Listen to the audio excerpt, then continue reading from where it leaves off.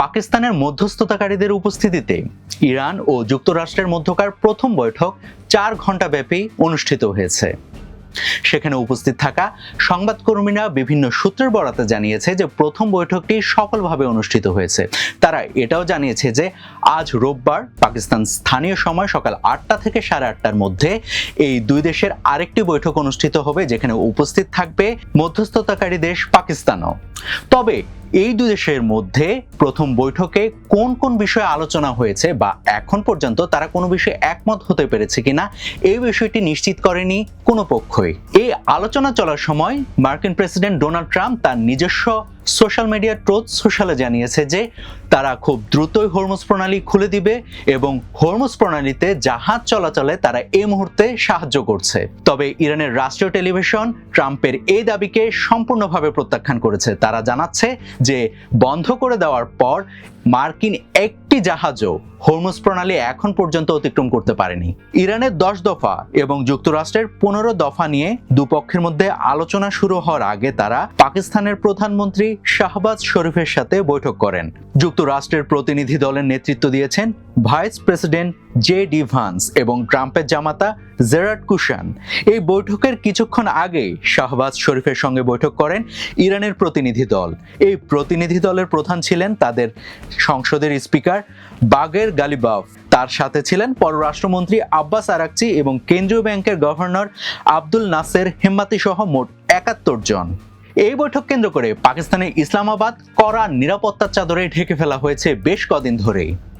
পাকিস্তানে 2 দিনের সরকারি ছুটি ঘোষণা করা হয়েছে শুধুমাত্র এই বৈঠকের জন্য।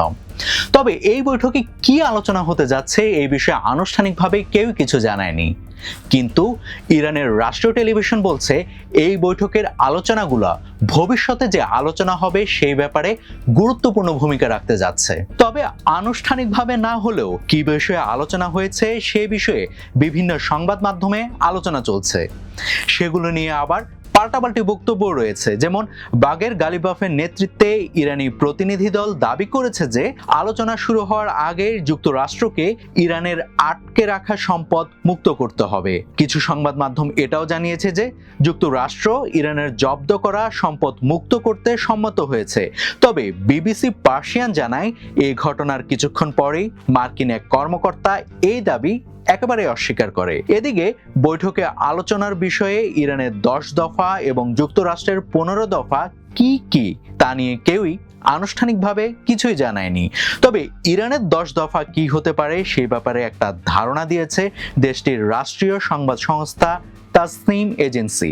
ইরানের সেই শর্তগুলো আবার পর্যালোচনা করেছে বিবিসির কূটনৈতিক সংবাদদাতা পল অ্যাডামস।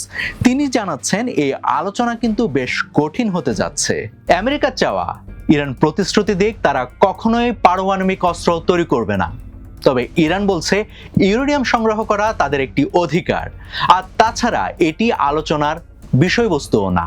অন্যদিকে ইরান চাচ্ছে হরমুজ প্রণালীতে তাদের অধিকার প্রতিষ্ঠা করতে। তারা চাইছে এই পথে চলাচলের জন্য যে জাহাজগুলো আসবে তারা একটি নতুন নিয়মের মধ্য দিয়ে যাবে, যে নিয়মটা প্রতিষ্ঠা করবে ইরান নিজেই। ইরানের চাওয়া পাওয়ার মধ্যে আরো থাকতে পারে জাহাজ তল্লাশি করার ক্ষমতা, শুল্ক বসানোর ক্ষমতা এবং হরমুজ প্রণালী দিয়ে চলাচল বন্ধ করে দেওয়ার ক্ষমতা। কিন্তু গালফ অঞ্চলের দেশগুলো এই প্রস্তাব মানতে একেবারেই নারাজ। ইরান চায় তাদের উপর সব ধরনের নিষেধাজ্ঞা তুলে নেওয়া হোক এবং গত 1 মাসে তাদের যে ক্ষয়ক্ষতি হয়েছে সেই ক্ষয়ক্ষতি তাদেরকে দিয়ে দেওয়া হোক। ভবিষ্যতে তাদের উপর আর কোনো ধরনের হামলা হবে না, এটা নিশ্চয়তাও চায় ইরান, যে হামলা গত 1 বছরে 2 বার হয়েছে। অন্যদিকে যুক্তরাষ্ট্র ও ইসরায়েল চায় ইরানের যে সকল আঞ্চলিক প্রভাবগুলো তারা নেতিবাচক মনে করছে সেই প্রভাবগুলো ইরানকে অবশ্যই বন্ধ করতে হবে।